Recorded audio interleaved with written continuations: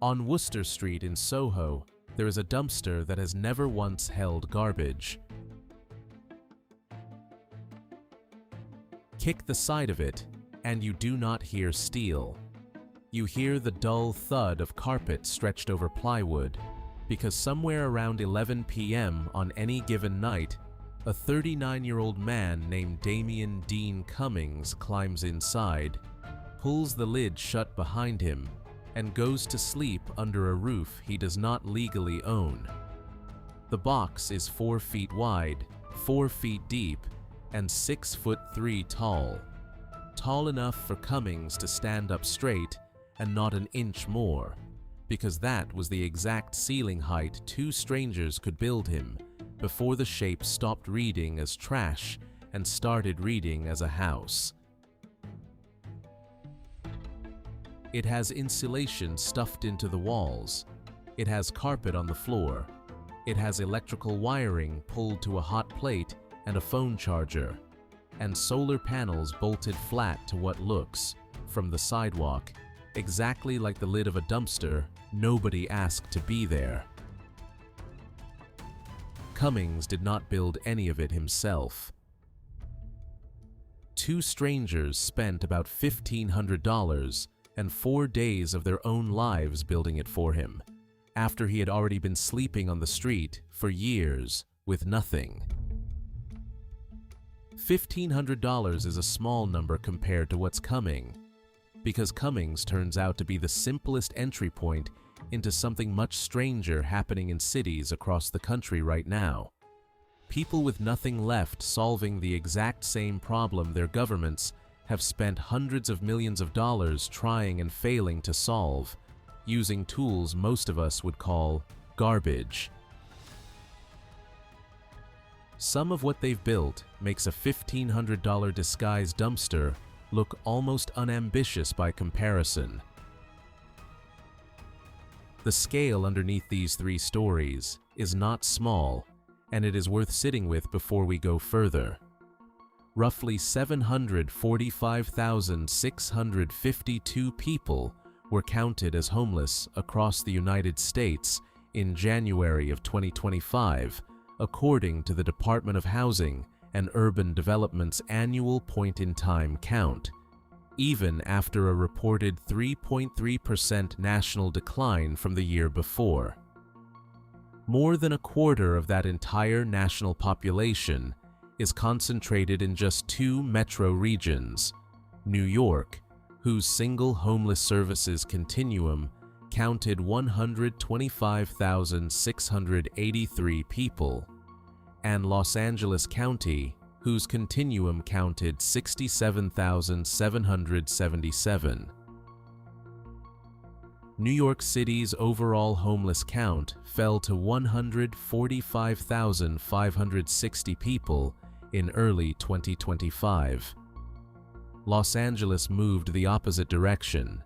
Its unsheltered street population climbed roughly 7.9% between early 2025 and 2026, back up to about 29,000 people sleeping outside on any given night, inside the city limits alone. These are not abstractions, and they are not evenly distributed either. Shelter beds fill up long before the count does.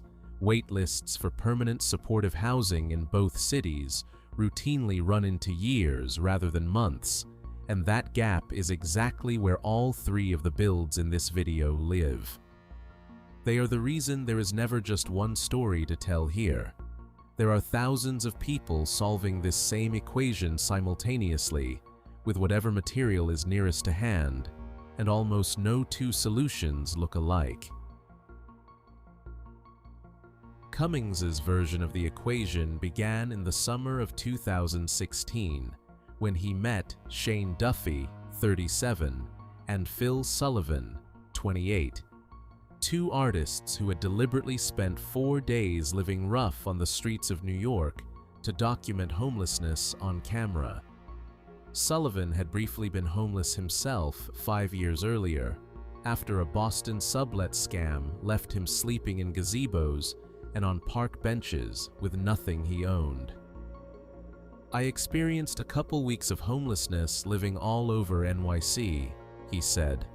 "For the first time, I realized, how do people survive out here?" Cummings, who was living through the real version of what they were filming, taught them how. Which corners were safe to sleep in, which shelters to avoid, and why. He felt the shelters were really dangerous, Duffy later said. His personal security was threatened there, and all his personal belongings.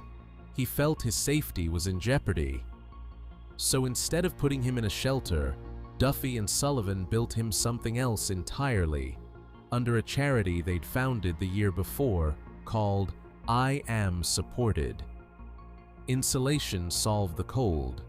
Wiring and rooftop solar solved the dark and gave him a working hot plate and a phone charger. The shape, square, boxy, painted to match municipal trash equipment, solved the one problem no shelter bed ever could, staying invisible enough not to be moved along by the next patrol car. For about 10 months, mostly, it worked. Then reporters found the story, and everything changed. In April of 2017, officers from the NYPD's 1st Precinct showed up and confiscated the box outright, issuing Duffy a summons for storing a movable container on a sidewalk. When Duffy argued they were using it as a documentary prop rather than storage, the responding officer had one answer for him. "Well, you're going to have to talk about that in court." The box was seized, briefly released back to them, and then seized again less than 48 hours later. Cummings, a man with no ID, which meant no hotel would take him even for one night, even when Sullivan tried to put the room in his own name instead, suddenly had nowhere to sleep at all, and his two benefactors were left scrambling a GoFundMe together just to get him through the week while their case worked toward a summons hearing scheduled for late June. A structure built specifically to keep one man from freezing to death was classified legally exactly the same way the city classifies an abandoned shopping cart left on a curb. Cummings's box cost $1,500, and it still took two other people's hands, a documentary crew, and a small charity's bank account to exist. He couldn't have built it himself even if he'd wanted to. 3,000 miles away in Los Angeles, a man named Osvaldo Medrano decided he didn't need any of that scaffolding. He needed one weekend, a stack of wood other people had already thrown away, and sheet metal for a roof. Medrano had been working cleaning warehouses when what he calls tough circumstances put him on the street. Rather than pitch a tarp among the tent rows, other unhoused Angelenos were sleeping in nearby. He built himself a small standalone wooden structure with a washing up area near the entrance and a bed further back, plus a television, and even a portable air conditioner running off a line a nearby business owner agreed to share. He hauls water for bathing and cleaning from a tap several blocks away, one bucket at a time, and he planted a small garden box right by the front door. "I try to maintain the principles I had in my apartment," Medrano said. "Being clean, keeping my things in order, having only what I need, and not accumulating things." What happened next is the part that turns Medrano from a single clever fix into an actual pattern. People started walking past, stopping, and asking if he'd build one for them too. So he did. The same design, repeated to order, sold for $150 apiece. There are currently two of his houses standing on Stanford Street.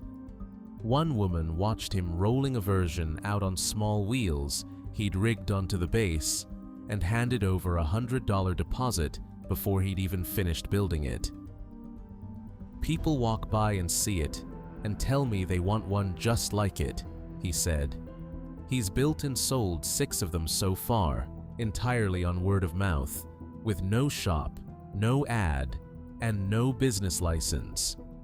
Critics of encampment structures like his usually raise the same objection, one you'll hear from city officials in almost every coverage of this issue, that these aren't housing, they're fire hazards and code violations sitting on public land, tolerated only until they aren't. It's a fair point, and it doesn't change the arithmetic sitting next to it. Los Angeles has spent roughly $300 million on its official Inside Safe Placement program, and by the city's own reported data, about 40% of the people placed into housing through it have ended up back on the street. Medrano's houses cost $150, require no application, no wait list, and no case manager, and by his own count, none of his 6 customers have gone back to sleeping in a tent since. In shelters, they set rules, he said, and on the street, I think people are going to live their lives on their own terms, just in something different, and they won't be in houses of garbage and tents made of plastic and rags anymore. He is one man with a saw and some salvaged sheet metal, undercutting a $300 million city budget line by a factor of roughly 2,000 to 1. If $150 sounds like the ceiling of what one person can build alone with scrap wood, nobody told that to a man living under the 110 freeway in Highland Park. Alejandro Diaz immigrated to the United States from Guatemala and, like tens of thousands of others in Los Angeles County, eventually found himself with nowhere to live. He did not pitch a tent on a sidewalk. He climbed down into the brush along the Arroyo Seco flood channel, a steep, overgrown strip of land nobody else wanted, precisely because it was so hard to reach, and installed a set of ladders just to get in and out of it every day.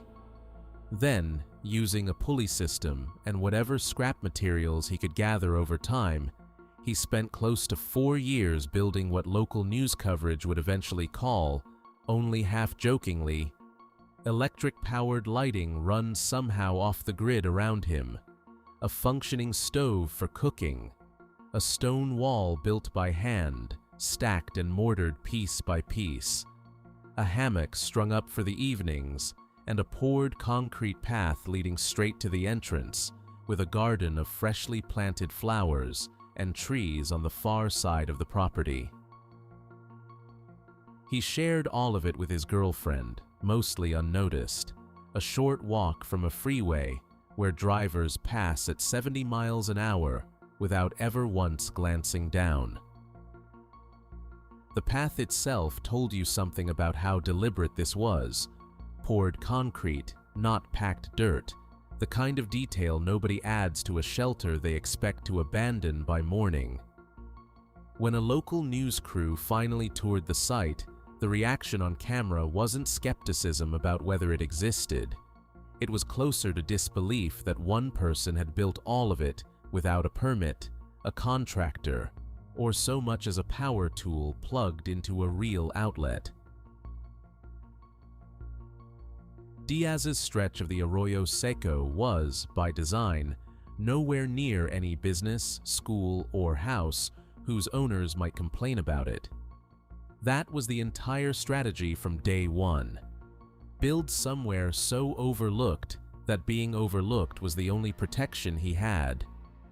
Others who visited described his life there, off a freeway on-ramp, as simply happy and healthy. Not the language anyone expects for a man living in a flood channel. It did not hold. Diaz's home sat exactly where the city eventually needed it not to. Council member Eunices Hernandez, whose district includes the site, did not deny the scale of what people like Diaz were up against when reporters asked her office for comment. Her statement was direct. There are simply not enough housing options available to accommodate the more than 46,000 people who are experiencing homelessness in Los Angeles, and our team is working with our partners to urgently create pathways for more people to come indoors.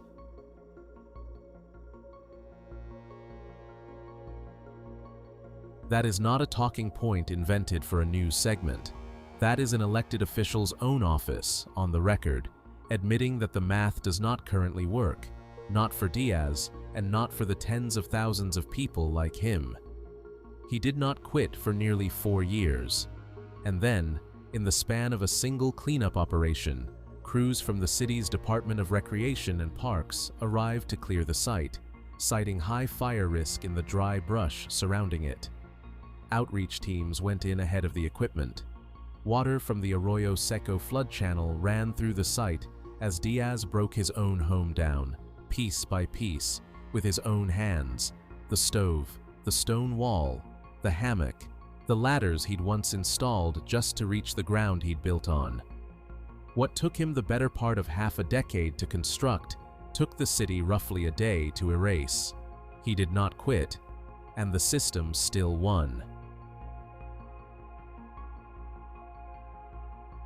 If you've made it this far into this pattern, a man sleeping in a box he doesn't legally own, a man selling $150 houses to quietly outperform a $300 million government program, a man whose 4-year stone and garden home came down in a single afternoon, you already know why stories like these deserve more than the 90 seconds of local news coverage they usually get before the cycle moves on. If that's worth something to you, staying subscribed here means you won't miss the next one we dig up. None of these 3 men have ever met one another.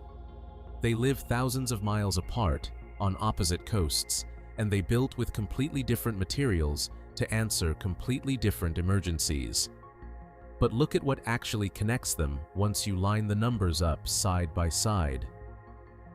$1,500 bought Dean Cummings a box he still doesn't legally own, one seized twice by the same police department inside of 48 hours.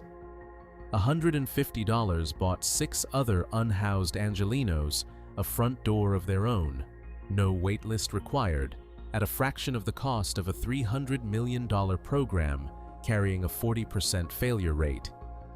And nearly 4 years of evenings bought Alejandro Diaz a stone wall, a working stove, a hammock, and a garden. And none of it was enough to survive one afternoon with a city cleanup crew. 3 different budgets, 3 different cities.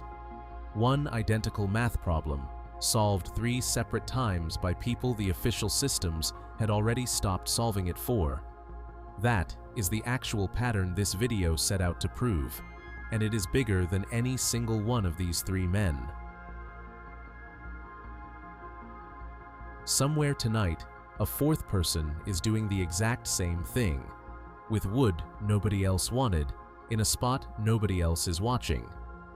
If today's video pulled you into how far ingenuity can stretch under pressure, the next one takes that same question somewhere colder, literally, and follows what people build when the emergency isn't eviction, it's the temperature itself. Go watch that one next.